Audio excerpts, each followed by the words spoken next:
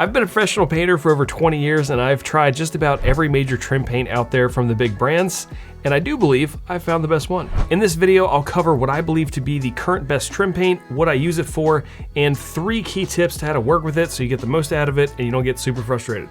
Before I reveal it, I'll preface this by saying no, I haven't tried every trim paint on the market, but of all the ones that I have tried, and there have been many, this trim paint blows all of them out of the water. If you disagree, drop your pick in the comments below and tell me what you like about it.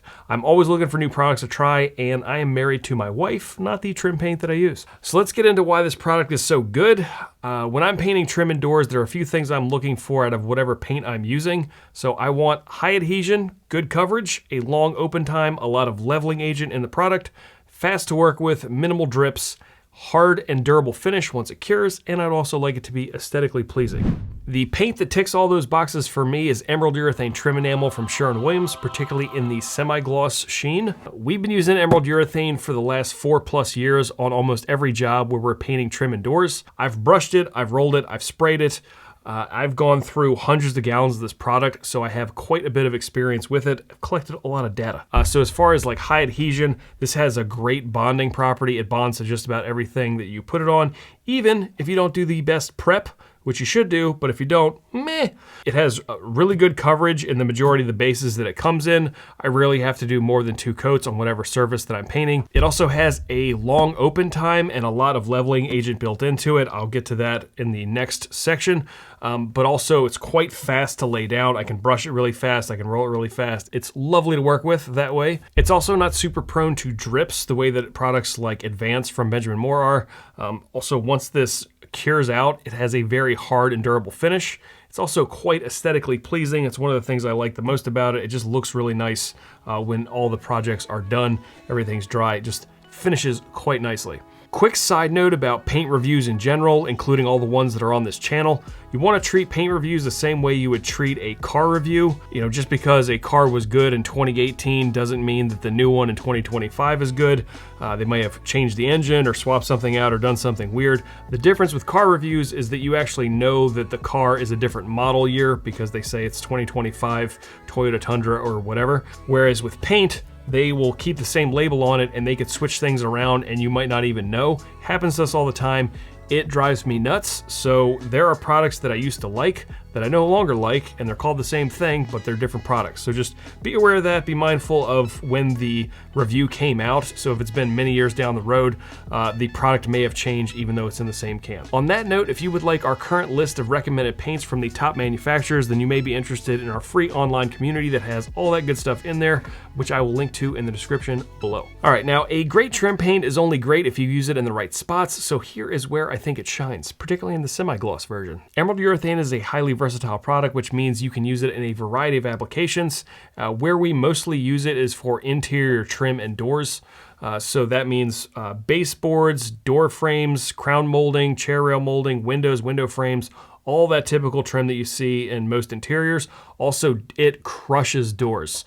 I've used this product on all kinds of doors, between brushing and rolling and spraying and all that jazz. I've done it in multiple different kinds of bases. I've done a lot of really dark colored doors, particularly in the black base. Black doors are fairly popular right now, and I've done a lot of them in the black base of this product, and it performs wonderfully. The finish looks amazing, and I'm super pumped with it. In general, you don't have to do more than 2 coats, particularly if you used a gray primer. Sometimes you have to do 3, but that's not too big of a deal. In another use case that we had this week on a job that we just finished up, client added these built-ins to the left and right of their TV, and it was kind of old, stained, like cabinetry wood. Not terrible shape, but we sanded all that down, primed it, and then we used Emerald Urethane. We used the ultra deep base on the back wall that was navy blue, and then we used creamy for the rest of it, the shelves and all that jazz, and it turned out awesome. But before you go grab a gallon of this, there are a few little quirks you should know about, especially if you're used to using other types of trim paint. Emerald Urethane Trim Enamel is a hybrid trim paint, so it works a little bit differently than something that's 100% acrylic. If you're not used to it, it can be a little tricky to get started with, but there are 3 things that you should know before you start laying it down so that you're not on the struggle bus. So the first thing you need to know about Emerald Urethane is that it has a long open time, which means it stays wet a long time, especially comparable to other acrylics. Because of that, it's very forgiving as you go back into it. So if you have some mist spots or something looks a little weird, it's pretty easy to come back into it, particularly on the second coat. The second coat stays wet a relatively long time. It's super easy to work with, and you don't need to add extender to this product. I've never had to use Floetrol or anything else in this product to extend the open time. Out of the can, you have plenty of time to work with it and get a really good looking finish. And because of that long open time, we come to point number 2, which is how much this product levels itself out. Because it stays wet a relatively long time, not so long that you can't get multiple coats done in a day, the leveling agents in this product will really mitigate any brush strokes or stipple pattern that you lay down with a roller. You don't need to babysit it or overwork the product. You want to work the product back and forth so much that it's drying out as you're laying it down. The only thing you really need to look for and fix are really heavy build spots or obvious drips. Other than that, lay it down, let it do its thing. It's gonna look awesome. So number 3 is brush maintenance. And this is probably the thing that's taken me the longest to figure out a good method for with products like these. Because if you use emerald urethane with a brush and you don't wash it out thoroughly enough, the resins from this paint will dry the bristles and then make it rock hard, and it makes the brush unusable, which I've done numerous times. So what I've found is that if I've used this paint with my brush, then I am extra thorough when I wash it out. I will often put a dollop of dish detergent on it or soak it in a little detergent before I go to wash it out. And then I'm just really thorough working in the bristles and making sure that I get all of the paint out of the brush. I've also found that if I put the brush back in its cover when it's still slightly wet, that tends to help the brush just stay in good shape so it's ready to rip the next time I take it out of its cover and go to paint something else. Now, this paint can be a bit pricey. It's comparable to other top tier trim paints from other manufacturers, but I do think it's worth it.